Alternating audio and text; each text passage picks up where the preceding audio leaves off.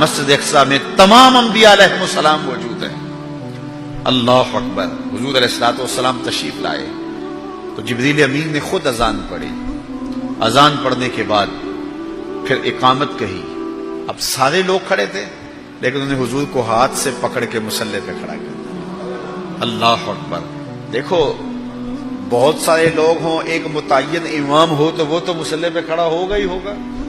اب آپ سارے لوگ آئے ہیں تو میں نماز پڑھا دوں تو میں تو پڑھاؤں گا، یہ تو کوئی کمال نہیں نا۔ کمال تو بنتا جب سارے علماء ہوں، پھر پتہ چلتا ہے کون مصلی پہ کھڑا ہوتا ہے۔ اب سارے ہی نبی ہیں، اللہ اکبر۔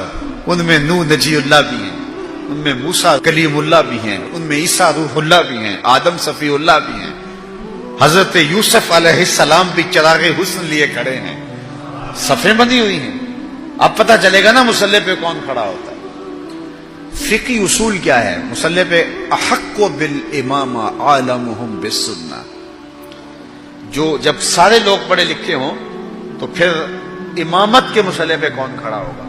ہمارا فقہی اصول یہ ہے کہ جو سب سے بڑا عالم ہوگا وہ مصلی پہ کھڑا ہوگا۔ تو پھر جب سارے نبی کھڑے تھے اور وَعَلَّمَ آدَمَ الْأَسْمَاءَ كُلَّهَا کا تاج بھی سر پہ رکھے ہوئے تھے، لیکن مصلی پہ حضور آئے، اس بات کا اعلان ہے صف انبیاء میں سب سے بڑا عالم ہے تو آمنہ کا لال ہے۔ اچھا سارے اگر عالم ہوں تو پھر امامت کا حقدار کون ہوگا؟ ثم اورعہم، جو سب سے متقی زیادہ ہو وہ مصلی پہ کھڑا ہو۔ اللہ اکبر۔ اب ہزار مہینے تک جو ہے وہ عبادت کے لیے کھڑے ہونے والے انبیاء بھی موجود ہیں، لیکن مصلی پہ کون کھڑا ہوتا ہے؟ حتی تتورم قدما، وہ محبوب کہ جب وہ مصلی پہ کھڑا ہوتا ہے رب کہتا ہے چادر اوڑھنے والے محبوب ساری رات جاگا نہ کر، کبھی سو بھی لیا کر۔ اس محبوب کو مصلی پہ کھڑا کر کیا جا رہا ہے۔ اچھا اگر سارے متقی ہوں تو پھر امامت کا حقدار کون ہوگا؟ ثم اقرأہم، جس کی قرات اچھی ہو، جو پڑھتا اچھا ہو۔ اب صف انبیاء میں حضرت داؤد علیہ السلام بھی موجود ہیں، کہتے ہیں جب پڑھتے تھے جانور رک جاتے تھے۔ اللہ اکبر۔ اللہ نے ان کو جو لہجہ دیا ہوا تھا، لیکن مصلی پہ حضور کو کھڑا کیا جا رہا ہے۔ اس لیے کہ حضرت ابو موسیٰ اشعری رضی اللہ تعالیٰ عنہ فرماتے ہیں فجر کی نماز تھی، حضور تھے، سورہ والضحیٰ کی تلاوت تھی، ابھی تک نشہ ہی نہیں اترتا۔ اچھا اگر سارے ہی قاری ہوں تو پھر امامت کا حقدار کون ہے؟ ثم احسنہم وجہا، جو سب سے سونا ہو وہ مصلی پہ آئے گا۔ اب یوسف بھی صفوں میں کھڑے ہیں علیہ السلام، انبیاء بھی صفوں میں کھڑے ہیں، وجیہ اللہ بھی صفوں میں کھڑے ہیں، ہر نبی اللہ کا سونا ہوا ہے، لیکن حضور مصلی پہ کھڑے ہیں۔ حضرت یوسف کو اعتراض نہیں ہوتا، وہ جانتے ہیں میں حسین ہوں تو یہ آسن ہے، میں جمیل ہوں تو یہ اجمل ہے، میرا حسن ان کے حسن کا پرتاؤ ہے، تو اس لیے حضور مصلی پہ کھڑے ہیں۔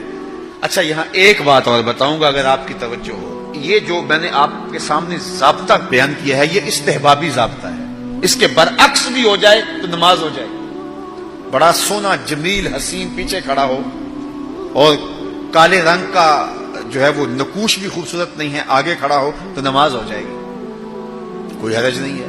اچھا قاری پیچھے کھڑا ہو، کم درجے کا قاری مصلی پہ کھڑا ہو، نماز ہو جائے گی۔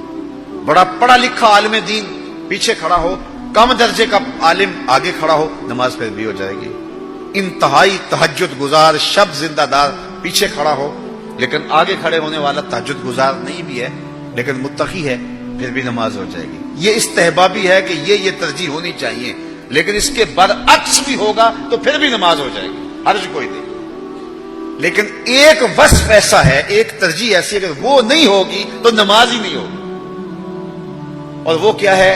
جنسی تفوق۔ اس کی ایک مثال میں آپ کے سامنے رکھتا ہوں۔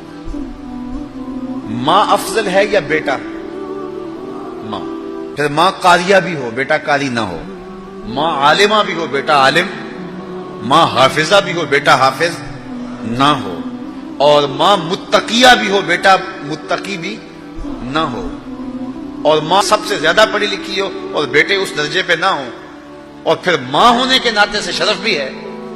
اب گھر میں بیٹے کوئی ماں کے پاؤں دبا رہا تھا، کوئی ماں کے کندھے دبا رہا تھا، کوئی ہاتھ چوم رہا تھا، چلتے چلتے اذان ہو گئی، باہر شدید بارش ہو رہی تھی، پروگرام بن گیا گھر میں نماز پڑھا لے۔ مصلی پہ کون کھڑا ہوگا؟ ماں یا کوئی بیٹا؟ افضل کون ہے؟ ماں۔ قاریہ بڑی کون ہے؟ عالمہ بڑی کون ہے؟ لیکن پھر ماں کو مصلی پہ ہونا چاہیے۔ کیوں ماں مصلی پہ کھڑی نہیں ہوتی؟ ایک وصف ایسا ہے جو ماں میں نہیں، اور وہ کیا ہے؟ جنسی تفوق اس کو حاصل نہیں۔